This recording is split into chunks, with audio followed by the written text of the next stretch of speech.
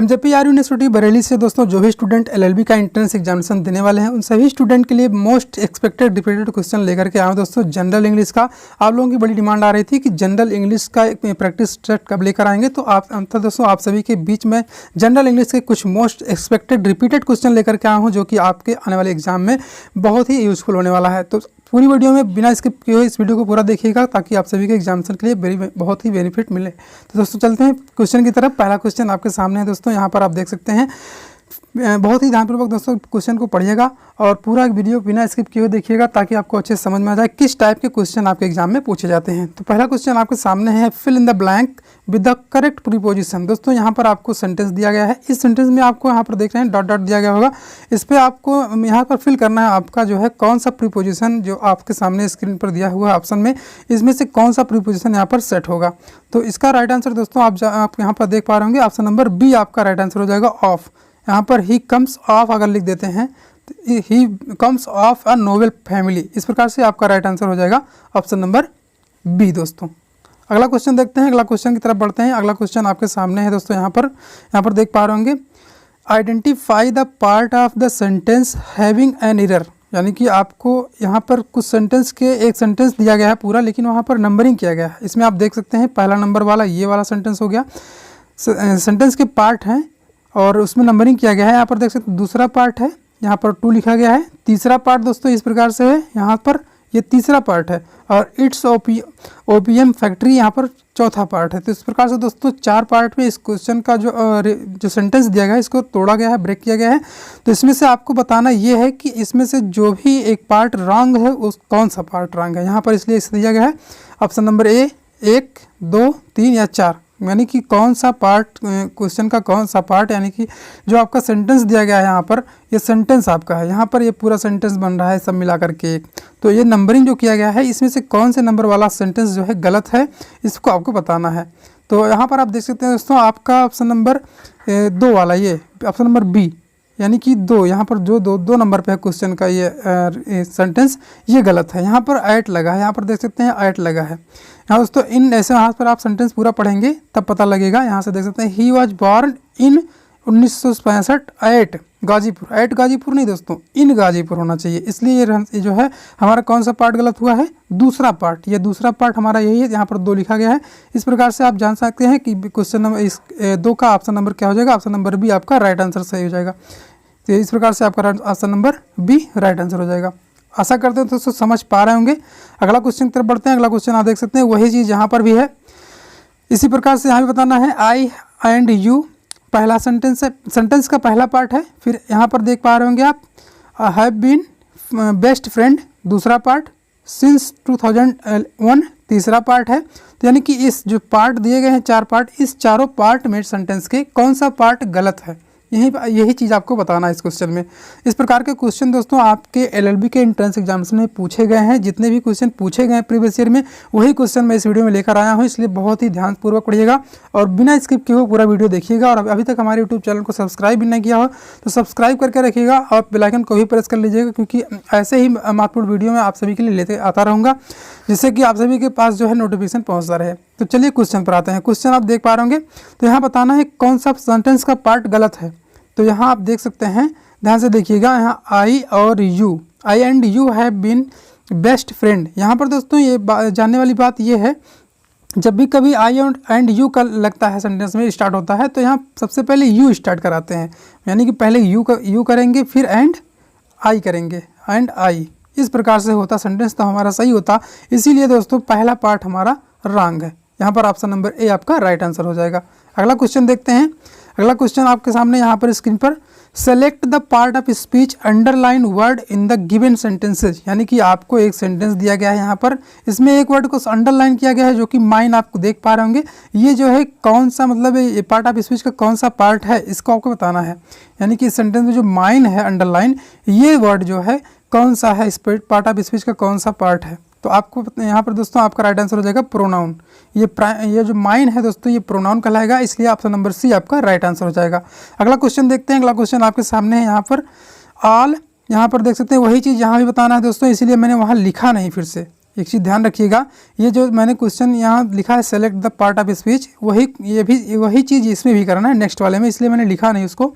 यहाँ पर देख सकते हैं all the books are on the table are mine, यहाँ पर अंडरलाइन दोस्तों ऑल पर है। तो इसमें पूछा जा रहा है इस सेंटेंस में ऑल जो है क्या है, कौन सा पार्ट ऑफ स्पीच का कौन सा पार्ट है, तो यहाँ आपको बताना है दोस्तों। तो ऑप्शन नंबर आपका हो जाएगा यहाँ पर डिटरमाइनर दोस्तों, यह डिटरमाइनर है, ऑप्शन नंबर बी आपका राइट आंसर हो जाएगा। अगला क्वेश्चन देखते हैं। अगला क्वेश्चन आपके सामने यहाँ पर choose the miss spelled word from each group given below, यानी कि जो आपका ये ग्रुप दिया गया है इसमें आपको मिस स्पेल्ड जो है उसको बताना है कि कौन सा ऐसा स्पेलिंग है जो गलत है। तो इस प्रकार से आप देख सकते हैं ऑप्शन नंबर ए ह्यूमनी लिखा है और दूसरा लिखा है रिवराइन, फिर आर्कियोलॉजी, फिर यहाँ पर मॉडल। तो इसमें से कौन सा ऐसा स्पेलिंग जिसका गलत स्पेलिंग है आपको बताना है। ध्यानपूर्वक अगर नहीं देखेंगे तो आप गलत कर सकते हैं, इसलिए ऑप्शन नंबर आप ध्यान से देखिएगा ऑप्शन। तो ऐसे ही आपको एग्जाम में भी देखने को मिल सकता है। तो आपका यहाँ राइट आंसर हो जाएगा आर्कियोलॉजी। यहाँ पर आप देख सकते हैं इसकी स्पेलिंग गलत लिखी गई है, यहाँ दोस्तों लिखा गया है ARCHEAOLOGY लिखा गया है, लेकिन यहाँ पर दोस्तों हो जाएगा आर्कियोलॉजी का स्पेलिंग दूसरा होता है, यहाँ पर AEOLOGY होता है। इस प्रकार से ऑप्शन नंबर सी जो है आपका राइट आंसर हो जाएगा, ये इसकी स्पेलिंग गलत है। तो आगे तरफ बढ़ते हैं। अगला क्वेश्चन देख पा रहे होंगे दोस्तों, वही क्वेश्चन यहाँ भी करना है, यही मिस स्पेल्ड वाला ही ये भी है, इसमें से छांटना है आपको कौन सा स्पेलिंग गलत है। तो इसका option number A right answer हो जाएगा। यहाँ पर देख सकते हैं ये प्रिविलेज, इसकी स्पेलिंग गलत है दोस्तों, यहाँ पर जो डी लगा है ये डी नहीं रहेगा, यहाँ पर PRIVILEGE, यानी कि डी यहाँ से एब्सेंट कर दिया जाएगा, वो डी लगा करके गलत कर दिया गया, इसलिए ऑप्शन नंबर ए आपका राइट आंसर हो जाएगा क्वेश्चन नंबर 6 का। बाकी सारी स्पेलिंग सही हैं। अगला क्वेश्चन देखते हैं। अगला क्वेश्चन आपके सामने यहाँ पर फिल इन द ब्लैंक्स करना है। इसमें दोस्तों यहाँ पर जो सेंटेंस में फिल करना है, जो ब्लैंक है उसको फिल करना है और करेक्ट ऑप्शन के साथ।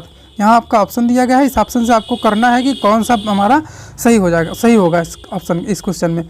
तो हु लिखा गया है, यहाँ देख पा रहे होंगे the tail of the cow, तो इसका कौन सा राइट ऑप्शन हो जाएगा, हैड काट लगेगा दोस्तों, यानी कि हो जाएगा आपका सेंटेंस हु हैड काट, यानी कि हु हैड काट द टेल ऑफ काउ। इस प्रकार से दोस्तों राइट आंसर आपका बी हो जाएगा, ऑप्शन नंबर बी आपका राइट आंसर हो जाएगा, हैड काट लगेगा।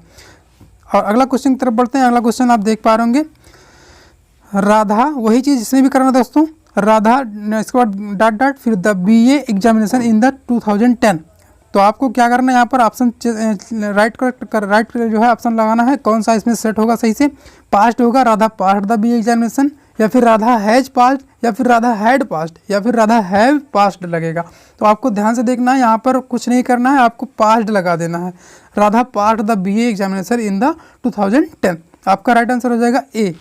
अगला क्वेश्चन देखते हैं दोस्तों। अगला क्वेश्चन आपके सामने यहाँ पर है he has left for his heavenly, यही चीज़ इसमें भी करना है दोस्तों। जब तक आपका मेन हेडिंग नहीं आएगा इसमें तो आपको वही चीज़ें करनी है, आपको करेक्ट जो है ऑप्शन भरना है इसमें। तो he has left for his heavenly, तो इसका राइट ऑप्शन हो जाएगा दोस्तों एबोर्ड आपका यहाँ पर he has left for his heavenly abode, ये आपका राइट आंसर हो जाएगा। अगला क्वेश्चन देखते हैं। अगला क्वेश्चन आपके सामने यहाँ पर है ही इज, यहाँ पर आपको फिल करना है यूनिवर्सिटी प्रोफेसर, यानी कि आपको यहाँ जो आर्टिकल दिया गया है ए एन द और यहाँ पर नो आर्टिकल, तो इसमें से कौन सा आर्टिकल यहाँ पर लगेगा, इसको आप देख पा रहे होंगे काफ़ी सारे स्टूडेंट यहाँ पर एन लगा देंगे, क्योंकि AEIOU आप लोगों ने पढ़ा ही है, AEIOU ये आप लोगों ने पढ़ा है कि इसके पहले हम लोग एन लगाते हैं, लेकिन दोस्तों नहीं, यहाँ पर यूनिवर्सिटी एक ऐसा वर्ड है जहाँ पर हम ए लगाते हैं। इस प्रकार से ऑप्शन नंबर ए आपका राइट आंसर हो जाएगा, क्योंकि ये हिंदी में यू जो बोलते हैं या से बोलते हैं, या हमारा व्यंजन है, इसलिए यहाँ पर उससे लिया गया है, इसीलिए यहाँ पर यूनिवर्सिटी होने के बावजूद ए जो है प्रीपोजिशन लगाते हैं, ए आर्टिकल लगाते हैं, सॉरी दोस्तों आर्टिकल ए लगेगा। इस प्रकार से आपका राइट आंसर बी हो जाएगा। अगला क्वेश्चन आप देख पा रहे होंगे स्क्रीन पर, you must be back 5 o'clock, यहाँ पर आप क्या भर सकते हैं, इसमें से आपको छांटना है। तो दोस्तों यहाँ पर आपका option number C right answer हो जाएगा। वेरी इंपॉर्टेंट क्वेश्चन दोस्तों, ये आ सकता है एग्जाम में, आपको लगेगा कि you must be back in 5 o'clock, या इन लगा सकते हैं आप, या ऑन लगा सकते हैं, बाई आप कभी नहीं सोच सकते हैं, लेकिन दोस्तों आप यहाँ देख पा रहे होंगे बाई ही राइट आंसर होगा, ध्यान से देखिएगा। अगर यहाँ पर आप देख सकते हैं इस प्रकार से आपका सी जो है बाई यहाँ पर लगेगा, बाई ऑप्शन आपका राइट आंसर हो जाएगा। अगला क्वेश्चन आपके स्क्रीन पर है, यहाँ पर आप देख सकते हैं he will be here Monday next, यहाँ पर क्या भरा जाएगा, इस ऑप्शन से आपको चूज करना है। तो यहाँ पर आप देख पा रहे होंगे आपका option number A right answer हो जाएगा। He will be here from Monday next, यानी कि यहाँ पर दोस्तों वह जो है यहाँ रह रहा है कब से, अगले मंडे तक यहाँ रहेगा, ऐसा कुछ। तो दोस्तों यहाँ पर फ्रॉम लगेगा, इस सेंटेंस में यहाँ पर फ्रॉम लगेगा।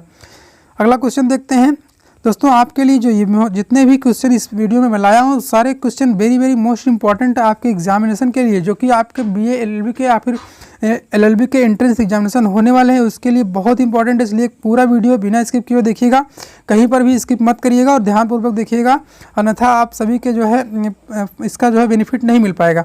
तो अगला क्वेश्चन देखते हैं। यहाँ पर आप देख सकते हैं वी हैव अ हॉलीडे, और उसके बाद यहाँ पर क्या फिलअप किया जाएगा, क्रिसमस। तो यहाँ पर ऑप्शन नंबर डी आपका राइट आंसर हो जाएगा, ड्यूरिंग, यानी कि ऑप्शन नंबर ड्यूरिंग जो है डी वाला ऑप्शन आपका राइट हो जाएगा। We have holiday during Christmas, यानी ड्यूरिंग क्रिसमस के तहत जो है क्रिसमस के समय जो हॉलीडे यानी छुट्टी होने वाली है, इस प्रकार से आपको यहाँ समझना है। यहाँ पर ड्यूरिंग लगेगा, we have a holiday during Christmas, Christmas के दौरान हमारा क्या रहेगा, छुट्टी रहेगा, ऐसे आप समझ लीजिए। तो यहाँ पर ऑप्शन नंबर डी आपका राइट आंसर हो जाएगा। अगला क्वेश्चन देखते हैं। अगला क्वेश्चन आपके सामने है देयर इज़ नो, उसके बाद फिर यहाँ देख रहे हैं गैप दिया गया है, for a disaster of this scale, इसका क्या ऑप्शन हो जाएगा, यहाँ पर कोई भरना है। देयर इज़ नो, डायस्टर का मतलब दोस्तों यहाँ देख सकते हैं, यहाँ कुछ ऑप्शन आपको दिया गया है, प्रेसिडेंट, यहाँ पर फिर प्रेसिडेंस, फिर प्रेसिडेंट, यहाँ पर प्रेसिडियम। यहाँ पर सबकी मीनिंग मैंने लिख दिया दोस्तों ताकि आपको समझ आ जाए। प्रेसिडेंट का मतलब देख सकते हैं यहाँ पर प्रेसिडेंट, इसकी स्पेलिंग दूसरी है, इसका मतलब एग्जाम्पल होता है दोस्तों। और एक होता है प्रेसिडेंस, उसका मतलब प्रियॉरिटी, और एक होता है प्रेसिडेंट जिसको आप राष्ट्रपति बोलते हैं दूसरा, और उसके बाद एक प्रेसिडियम होता है जिसका मतलब होता है कमेटी। तो इसका मीनिंग भी आप याद रख लीजिएगा क्योंकि आपके एग्जाम के लिए बहुत इंपॉर्टेंट होने वाला है। और इस प्रकार से इसका आंसर हो जाएगा दोस्तों प्रेसिडेंट, जो जिसका मतलब एग्जाम्पल होता है। There is no example for disaster for this case scale. यहाँ पर अगर आप एक बार इमेजिन करिए कि यहाँ पर एग्जाम्पल लिख दें, तब देखिए आप कैसा फील करते हैं, आपको लगेगा कि हाँ यार सही राइट आंसर है। इस प्रकार से आपका यहाँ आंसर हो जाएगा ए प्रेसिडेंट। प्रेसिडेंट का मतलब ये होता है कि इसके एग्जाम्पल, इस प्रकार से there is no example for disaster of this scale. इस प्रकार से आपका option number A right answer हो जाएगा दोस्तों। अगला क्वेश्चन देखते हैं। अगला क्वेश्चन आपके सामने है, यहाँ पर आई have nothing to say on this, यहाँ पर क्या लगेगा, माउथ लगेगा, फेस या फिर हेड या फिर हैंड। यहाँ पर ऑप्शन नंबर डी आपका राइट आंसर हो जाएगा, hand. I have nothing to say on this hand. इस प्रकार से आपका option number D right answer हो जाएगा। अगला क्वेश्चन देखते हैं। अगला क्वेश्चन आपके सामने यहाँ पर है दोस्तों, water is flowing through a hose. तो यहाँ पर होस का मतलब दोस्तों आप नहीं जानते होंगे, अगर आप किसी को पता हो तो अच्छी बात है, लेकिन होस का मतलब बता देता हूँ। मान लीजिए जैसे आग उग लग गई है तो जो पानी वाली गाड़ी आती है बुझाने के लिए, वहाँ पाइप लगा रहता है, तो उस पाइप से जो पानी निकाल के ले जाते हैं उसी को होस कहा जाता है।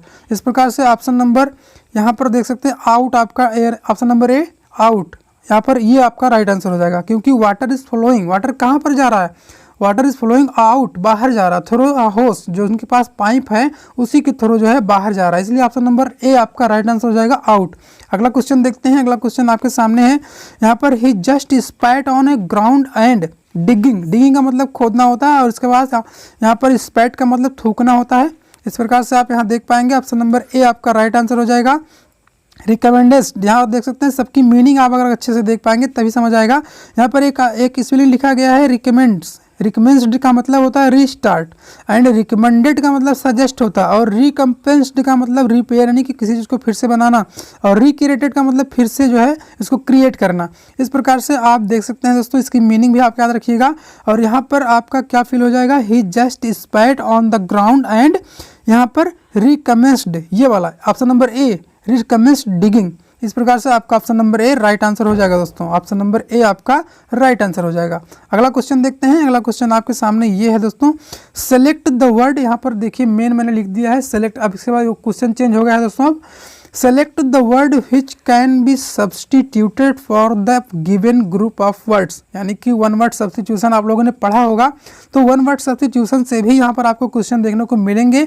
बहुत श्योर है कि आपको मिलेगा, क्योंकि जो भी ये मैंने पैटर्न लिया है इसके एग्जाम में पूछा ही गया है, ये एग्जाम में किसी ना किसी एग्जाम में पूछा गया है, वहीं से मैंने इसको उठाया है। तो इस प्रकार से आपके एग्जाम में वन वर्ड सब्सटीट्यूशन भी पूछे जाएंगे। तो सब्सटीट्यूशन दोस्तों अगर से आपको उसकी मीनिंग नहीं पता है तो आप आंसर नहीं कर पाएंगे, इसलिए ध्यान से देखिएगा। तो चलिए क्वेश्चन पर आते हैं। क्वेश्चन यहाँ पर आपको देखने को मिल रहा होगा, actuated by greed of money इसका मतलब दोस्तों मैंने हिंदी में लिख भी दिया है ताकि अच्छे समझ आ जाए। Actuated by greed of money, अगर इसका मतलब नहीं समझ पा रहे हैं तो वन वर्ड सब्स्टिट्यूशन है, तो यहाँ आपको कुछ भी नहीं पता चल पाएगा कौन सा आंसर सही होगा। तो इसलिए पहले आप इसका हिंदी मीनिंग जानिए। यहाँ इसका मतलब होगा एक्चुएटेड बाय ग्रीड का मतलब होता है पैसा दिखाने पर कोई भी कार्य करने को जो तैयार हो जाए उसे कहते हैं actuated by greed of money, यानी कि पैसे के लालच पर कुछ भी करने के लिए तैयार हो। तो उसकी जो है वन वर्ड्स में क्या बोल सकते हैं, उसको मर्सिनरी बोलते हैं दोस्तों। इसलिए ऑप्शन नंबर बी आपका राइट आंसर हो जाएगा। जो ऐसा कोई व्यक्ति जो पैसा दिखाने पर कुछ भी करने के लिए तैयार हो जाए उसको मर्सिनरी को बोलते हैं इंग्लिश में, इसलिए ऑप्शन नंबर बी आपका राइट आंसर हो जाएगा। अगला क्वेश्चन देखते हैं। अगला क्वेश्चन दोस्तों मैंने वैसे देख लीजिए जितने भी वन वर्ड सब्स्टिट्यूशन है, अब मैं उसका मेन हेडिंग नहीं लिखा हूँ, सिर्फ उसका मेन वन वर्ड सब्स्टिट्यूशन लिख दिया, उसका आपको अब मतलब जानना है बस। यहाँ पर आप देख पा रहे होंगे एक दूसरा वन वर्ड आया है, a man whose wife is dead. एक ऐसा आदमी जिसकी वाइफ नहीं है, जिसकी पत्नी मर चुकी है, उसको क्या बोलेंगे? तो उसका आंसर हो जाएगा दोस्तों विडोवर।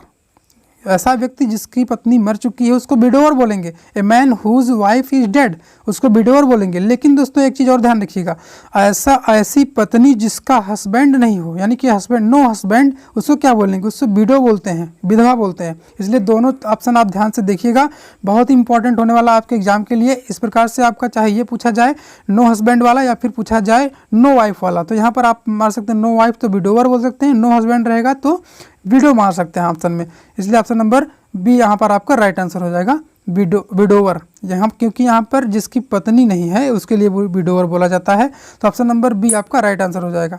अगला क्वेश्चन की तरफ बढ़ते हैं। यहाँ पर देख सकते हैं, यहाँ पर एक और है एन ईटर फ्लेश, यानी कि जो फ्लेश खाने वाला होता है उसे क्या बोलते हैं? फ्लेश का मतलब दोस्तों मांस होता है। यहाँ पर आप देख सकते हैं ओमनीओर, कार्निओर, हर्बीओर और इंसेक्टिवोर। जो कीड़े मकोड़े खाते हैं उसे इंसेक्टिवोर बोलते हैं।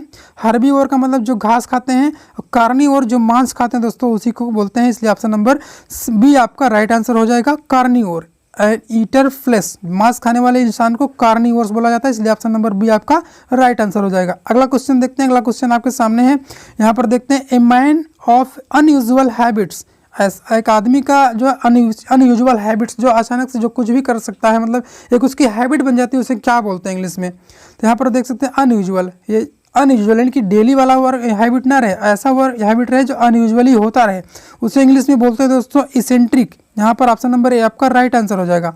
अगला क्वेश्चन देख सकते हैं। अगला क्वेश्चन आपके सामने यहाँ पर है, अब इसका पैटर्न चेंज हो गया। यहाँ पर देख सकते हैं select the word opposite in meaning to the given bold word, यानी कि यहाँ पर दोस्तों आपको मोटे अक्षरों में दिखाई देगा ऐसा वर्ड। इस प्रकार से आपका क्वेश्चन पूछा जा सकता है, या फिर अपोजिट का मतलब यहाँ दिया रहेगा कि select the opposite of the following words. यहाँ ऐसे भी दे सकता है, या फिर इस प्रकार से पूछ सकता है opposite meaning to the given bold word. यहाँ पर बोल्ड वर्ड कर देगा, एक मोटा सा वर्ड दे देगा, उसके ऑप्शन दे देंगे, उसमें से आपको बताना रहेगा। तो यहाँ पर आप देख सकते हैं पहला वर्ड हमारा है मर्की। मर्की का मतलब दोस्तों सबसे पहले हमें जब भी अपोजिट करना होगा, कि किसी भी वर्ड का अपोजिट जानना हो तो उसका पहले मीनिंग पता करना पड़ता है, नहीं तो आप अपोजिट बता ही नहीं सकते। इसलिए पहले आप इसकी मीनिंग देखिए। मर्की की मीनिंग होती है अनक्लियर, यानी कि जो साफ ना दिखाई दे, उसे मर्की बोलते हैं। अब जो है आप ऑप्शन की तरफ देखें, आप बता सकते हैं कि कौन सा ऑप्शन सही हो जाएगा। देखिए मर्की का मतलब अनक्लियर होता है, जो धुंधला सा दिखे, फोगी टाइप का दिखे, उसे मर्की बोलते हैं। तो अनक्लियर तो वही हो जाएगा, उसका जो है सिनोनिम हो जाएगा। लेटेस्ट का जो सिनोनिम हो जाएगा। नन ऑफ दिस तो होगा नहीं, इसमें से एक मीनिंग है दोस्तों, आपका राइट आंसर वही हो जाएगा। चीयरफुल, जो एकदम स्पष्ट दिखाई देता है उसे चीयरफुल बोलते हैं, इसलिए मर्की का अपोजिट जो है चीयरफुल हो जाएगा। ऑप्शन नंबर सी आपका राइट आंसर हो जाएगा। अगला क्वेश्चन देखते हैं। अगला क्वेश्चन आपके सामने है, यह भी अपोजिट ही बताना दोस्तों। इस प्रकार से मैंने लिखा नहीं है, एक बार लिख देता हूँ, उसके अंडर में जितने भी क्वेश्चन आएंगे तो अपोजिट के वहाँ पर अपोजिट वाला ही करना है। यहाँ पर आप देख सकते हैं ग्लूटनी। ग्लूटनी का क्या मतलब होता है, पहले इसका मीनिंग देखेंगे, इसका अपोजिट बताना है। ग्लूटनी का मतलब ग्रीड, यानी लालची व्यक्ति को ग्लूटनी बोला जाता है। तो ग्लूटनी यानी कि जो लालची है उसका अपोजिट क्या होगा? यहाँ देख सकते हैं इंटीमेसी, रिक्रिएशन, क्लीवरनेस, ये सब नहीं होगा दोस्तों। ऑप्शन नंबर ए आपका राइट आंसर हो जाएगा। सेटिस्फैक्शन, यानी कि जो लालची है वो कभी संतुष्ट नहीं होता, तो और जो संतुष्ट हो जाएगा वो लालची नहीं रहेगा। इस प्रकार से आपका right answer option number A right answer हो जाएगा। ग्लूटनी का ऑप्शन हो जाएगा, आंसर हो जाएगा अपोजिट सेटिस्फैक्शन। अगला क्वेश्चन देखते हैं। अगला क्वेश्चन यहाँ पर देख सकते हैं आप, पोटेंट। पोटेंट का क्या मतलब, इसका आपको अपोजिट बताना है। पोटेंट का मतलब स्ट्रांग होता है दोस्तों, पोटेंशियली स्ट्रांग जिसे बोलते हैं। तो इसमें ऑप्शन नंबर आपका बी राइट आंसर हो जाएगा। इसका विपरीत होगा फ्रेजिल। फ्रेजिल आपका इसमें जो है कमज़ोर जिसे बोलते हैं, इसको वीक बोलते हैं। इसका मतलब यहाँ पर इसका मतलब वीक, कमज़ोर। तो यानी कि आपका option number B right answer हो जाएगा। पोटेंट का अपोजिट फ्रेजिल होता है, इसलिए ऑप्शन नंबर बी आपका राइट आंसर हो जाएगा। अगला क्वेश्चन आप देख सकते हैं स्क्रीन पर। यहाँ पर हमड्रम का मतलब क्या होता है, पहले इसका आपको विलोम बताने से पहले, अपोजिट बताने से पहले आपको इसकी मीनिंग जाननी है। हमड्रम का मतलब दोस्तों बोरिंग होता है, यानी कि कोई भी चीज़ आप बोर हो जाते हैं देखते देखते, ऐसा कुछ। तो यहाँ पर आपको सबसे आसान दिख रहा होगा मीनिंग, अगर आपको पता है तो आप आसानी से कर लेंगे, नहीं पता तो आप नहीं कर पाएंगे, थोड़ा सा आपको कठिनाई होगी। तो यहाँ देखिए क्रिएटिव का मतलब यहाँ कुछ दूसरा अर्थ निकल रहा है, इंटरनल दूसरा अर्थ निकल रहा है, एक्साइटिंग देख रहे हैं उत्तेजित। यहाँ पर बोरिंग का मतलब एकदम घबरा गए हो, एकदम मन से ऊब गया है, ऐसा कुछ। तो हमड्रम का मतलब, लेकिन एक्साइटिंग का मतलब अभी आप एकदम उत्तेजित आप करना चाहते हैं कुछ। इस प्रकार से आपका option number C right answer हो जाएगा, एक्साइटिंग। हमड्रम का मतलब इसका अपोजिट एक्साइटिंग होगा, ऑप्शन नंबर सी आपका राइट आंसर हो जाएगा। अगला क्वेश्चन देखते हैं। अगला क्वेश्चन आपके सामने आ गया, नेक्स्ट है यहाँ पर select the word nearest in meaning to the given bold word, यानी कि आपको यहाँ पर सिनोनिम बताना है दोस्तों, जो नियरेस्ट मीनिंग हो, सिनोनिम आपको यहाँ पर बताना है दोस्तों, कि इस वर्ड जो भी वर्ड नीचे दिए गए हैं इसकी आपको सिनोनिम बतानी, यानी कि पर्यायवाची जो समानता व्यक्त करते हो। तो पहला वर्ड आपके सामने यहाँ पर है, आप देख सकते हैं डिफिडेंटली। इसमें भी दोस्तों अगर आप मीनिंग नहीं जान रहे हैं तो आप नहीं कर पाएंगे। डिफिडेंटली का मीनिंग होता है शाई, यानी कि शर्मिला टाइप का जो इंसान हो उसे डिफिडेंटली बोलते हैं। तो ऐसा कुछ और मीनिंग इस वर्ड में, इस ऑप्शन में आपको देखने को मिलेगा, जो इसी का मतलब वो भी होता होगा कि हाँ वहाँ उसका भी मतलब शर्मिला होता होगा। तो इसलिए ऑप्शन नंबर यहाँ पर आपका बी सही हो जाएगा। आप देख सकते हैं हम्बली का मतलब दोस्तों जानते नहीं कि हम्बल रिक्वेस्ट, यानी कि आप बहुत प्रेम भाव से बातचीत कर रहे हैं। तो इसका यहाँ पर ऑप्शन बी आपका राइट आंसर हो जाएगा। हम्बल और डिफिडेंटली दोनों का मतलब एक होता है। इस प्रकार से ऑप्शन नंबर बी आपका राइट आंसर हो जाएगा। अगला क्वेश्चन देखते हैं। यहाँ पर चाओस दिया है, चाओस का क्या मतलब होता है पहले इसको समझते हैं। चाओस का मतलब अशांति, यानी कि जो पैनिक हो जाते हैं उनको चाओस बोला जाता है। तो इसका एक और मीनिंग बताना है जो कि पर्यायवाची होता है, जिसे हम सिनोनिम बोलते हैं। तो कोई और ऐसा इंग्लिश बताइए आप जो कि चाओस का ही मतलब होता है सेम। तो यहाँ पर आपका हो जाएगा डिसऑर्डर। यहाँ देख सकते हैं अशांति का मतलब आप डिस्टर्ब हैं, तो आप डिसऑर्डर, दोनों का मतलब सेम है दोस्तों, इसलिए ऑप्शन नंबर सी आपका राइट आंसर हो जाएगा। अगला क्वेश्चन देखते हैं। अगला क्वेश्चन आपके सामने है चेरिश। यहाँ पर देख सकते हैं चेरिश का मीनिंग क्या है, टू केयर, यानी कि जो केयर करने वाला होता है उसे चेरिश बोलते हैं। तो इसमें कौन सा ऐसा सिनोनिम है जो समान है, आप देख सकते हैं, यानी कि जो केयर करने वाला होता है उसे चेरिश बोलते हैं। तो इसमें ऐसा कोई मीनिंग होगा जो उसका अर्थ निकलता होगा यहाँ पर। तो ऑप्शन नंबर डी आपका यहाँ राइट आंसर हो जाएगा, नर्चर। जिसे आप नर्चर का मीन्स होता है दोस्तों नर्सरी से होता है, यानी नर्सरी में पौधों की सेवा की जाती है, आप सभी को पता होगा। इसी प्रकार से यहाँ पर चेरिश है, चेरिश का मतलब केयर, यानी कि ध्यान देने योग्य या फिर सेवा करने के वाला। तो इस प्रकार से नर्चर का मतलब नर्सरी से लिया गया है, वहाँ पर भी पौधों की सेवा की जाती है, वहाँ पर उसका केयर किया जाता है, इसलिए ऑप्शन नंबर डी आपका राइट आंसर हो जाएगा। अगला क्वेश्चन आपके सामने यहाँ पर है और लास्ट क्वेश्चन इस वीडियो का, बहुत ही इंपॉर्टेंट क्वेश्चन है दोस्तों। यहाँ देख सकते हैं ग्रेगरियस का क्या मतलब होता है। ग्रेगरियस का मतलब दोस्तों होता है ग्रुप। अब इसका हमें सिनोनिम बताना है, नियरेस्ट मीनिंग बताना है। ग्रेगरियस का मतलब पहले हम जान चुके हैं कि ग्रुप में, जो भी कुछ ग्रुप में रहे उसे ग्रेगरियस बोलते हैं। इस प्रकार से आप यहाँ देख सकते हैं थैंकफुल का मतलब कुछ नहीं दोस्तों, यहाँ पर ग्रुप की बात नहीं हो रही है। ग्रेटिफाइंग, यहाँ भी ग्रुप की बात नहीं। ऑपरेसिव का मतलब भी ग्रुप का नहीं हो रहा है, इसलिए यहाँ सोशिएबल, यानी कि जो सामाजिक व्यक्ति होता है उसे, तो जो सामाजिक का मतलब समाज में दोस्तों बहुत सारे लोग हैं, इसलिए एक प्रकार से ग्रुप ही माना जाएगा। इस प्रकार से आपका यहाँ पर ग्रुप्स का तात्पर्य या ग्रुप का मतलब इसी एक मीनिंग में निकल रहा है, जिसका ऑप्शन नंबर ए है, सोशिएबल। ऑप्शन नंबर इस प्रकार से ए जो है राइट आंसर हो जाएगा। तो दोस्तों आशा करते हैं आप सभी को वीडियो अच्छा लगा होगा, आपके एलएलबी एंट्रेंस एग्जामिनेशन के लिए बहुत ही उपयोगी साबित होगा अगर आप इस वीडियो को पूरा अच्छी तरह से देख लेते हैं। जो पैटर्न आपके एग्जाम में आने वाला है मैंने इसमें बता दिया है। इस प्रकार से आपका एंटोनिम, सिनोनिम और वन वर्ड सब्स्टिट्यूशन और fill in the blanks, preposition, ऐसे सारे क्वेश्चन मैंने इस वीडियो में आप सभी के लिए लाया था। तो वीडियो अच्छा लगा दोस्तों लाइक कीजिए, दोस्तों के साथ शेयर कीजिए और ऐसे ही हमारे यूट्यूब चैनल को जो है सब्सक्राइब करके रखिए।